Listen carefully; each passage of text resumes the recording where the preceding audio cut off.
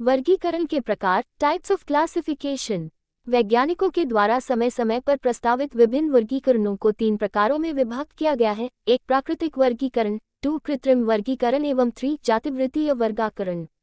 प्राकृतिक वर्गीकरण, natural classification. इस वर्गीकरण में पौधों को उनकी संरचनात्मक समानताओं तथा प्राकृतिक बंधुता नेचुरल अफाइनिटी के आधार पर वर्गीकृत किया गया है। इस वर्गीकरण में जीवधारियों को उनकी जटिलता के क्रम में व्यवस्थित किया गया है।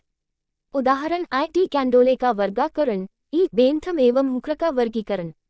कृत्रिम वर्गीकरण, आर्टिफिशियल क्लासिफिकेशन। इस प्रकार के वर्गीकरण में जीवधारियों को कुछ प्रमुख लक्षणों के आधार पर वर्गीकृत किया जाता है। इस वर्गीकरण का सबसे बड़ा दोष यह है कि जो लक्षण वर्गीकरण के लिए चुने जाते हैं वे पौधों में समानताओं एवं उनके अंतर संबंधों इंटर रिलेशनशिप पर कोई प्रकाश नहीं डालते, जिसके कारण अत्यधिक समानता रखने वाले पौधों को भी अलग समूहों में रख दिया गया है।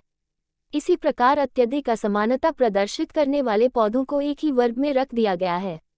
उदाहरण थियोफ्रास्ट्स का वर्गीकरण, लीनियस का वर्गीकरण, जॉनरे का वर्गीकरण।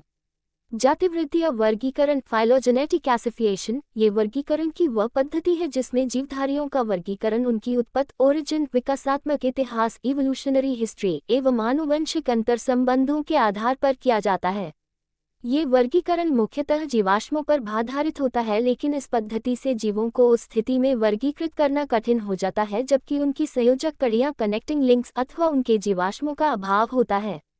उदाहरण एंगलर एवं प्रांटल का वर्गीकरण, हचिंसन का वर्गीकरण। बोहिन, जॉनरे तथा लिनियस द्वारा प्रतिपादित वर्गीकरण प्राकृतिक वर्गीकरण के उदाहरण हैं। लिनियस ने पनकेसरों की संख्या तथा कुछ अन्य लक्षणों के आधार पर समस्त पादप जगत को 24 वर्गों में वर्गीकृत किया।